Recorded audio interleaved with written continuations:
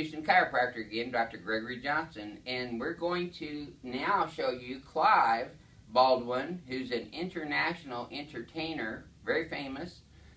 Did a lot of work back in the 50s, wasn't it?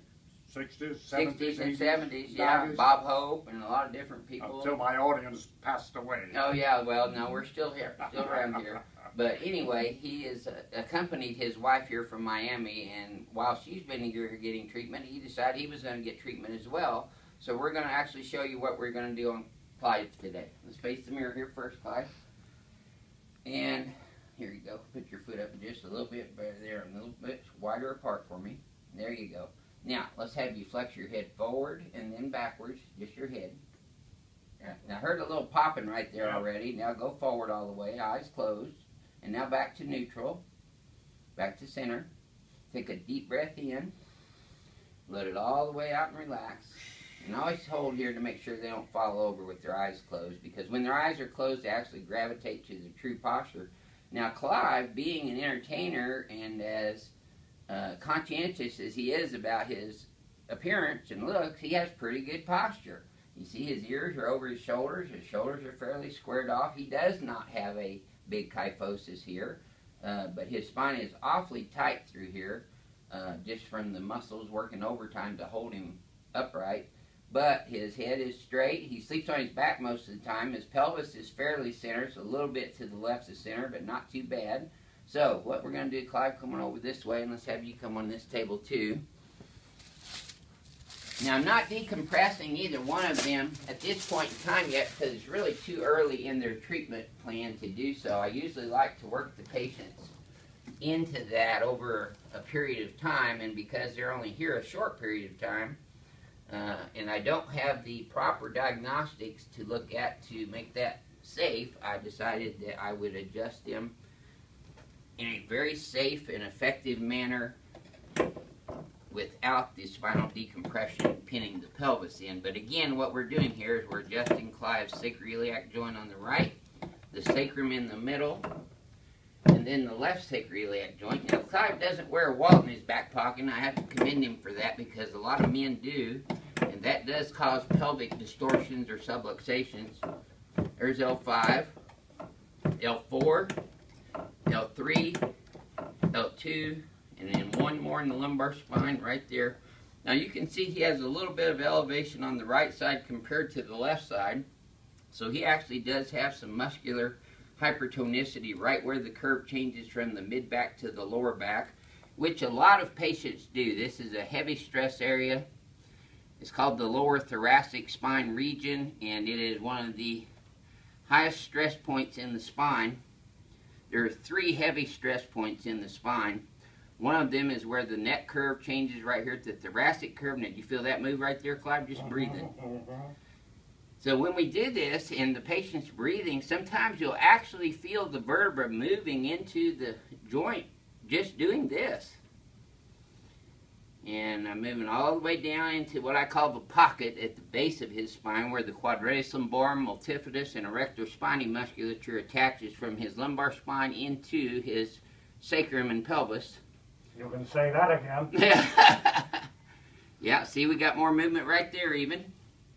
And then I do a little lateral stretch, an oblique stretch on him to get some of his tightness that he has in here. He has just barely a hypertonic spine, which means the muscles are a little tighter than normal, but no really serious spinal issues going on. We got nice movement in here. I'm going to put his head down just a little bit more on this one.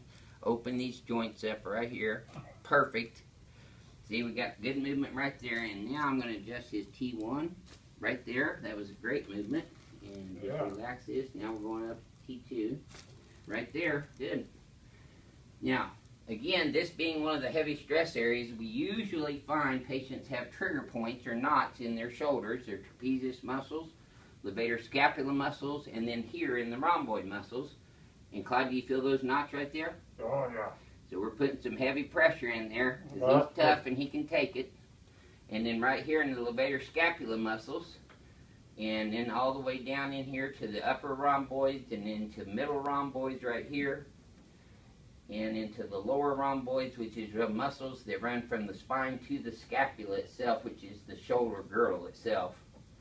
But he's doing very well on that, so let's turn you on your back now, Clyde.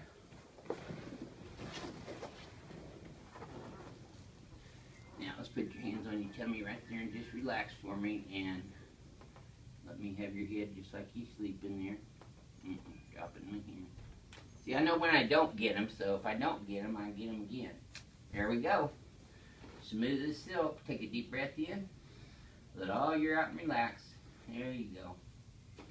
By the way, I did do George's test on both patients prior to adjusting them to make sure that they didn't have any kind of arterial blockage, and they both have had carotid artery studies done or clean on those. So that's why I feel, let's slide down this way, Clyde, so I can get you over the drop piece here. Slide all the way down, put your legs over the edge of the table. There you go. And now just lay right flat back for me again. And you always want to do that on patients that may have had some arteriosclerosis or atherosclerosis, because you don't want to do a rotary adjustment on the cervical spine on patients who have plaquing in the carotid arteries or vertebral arteries, because that is a possibility of not causing necessarily, but aiding in a possible TIA or stroke. So we always make sure that the patients have a negative George's test and also clear ultrasounds on their carotid arteries, which they both have had. Very good. And he doesn't have a hiatal hernia, so I'm not going to pull him, but I am going to pull his legs. So slide him all the way up that way for me again, Clyde. So when Clyde goes back to Miami, Florida, he can tell everybody that he came to the chiropractor, and all I did was pull his leg, and then shot him, which I'm getting ready to do right now. Clyde will sit you up sideways and face towards Renee there. There you go. Now we're going to check his right shoulder. Just let this relax for me.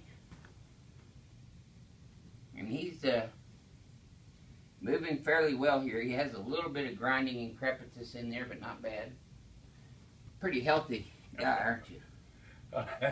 Now this one's a little worse, actually. You can feel a lot more crepitus on this side.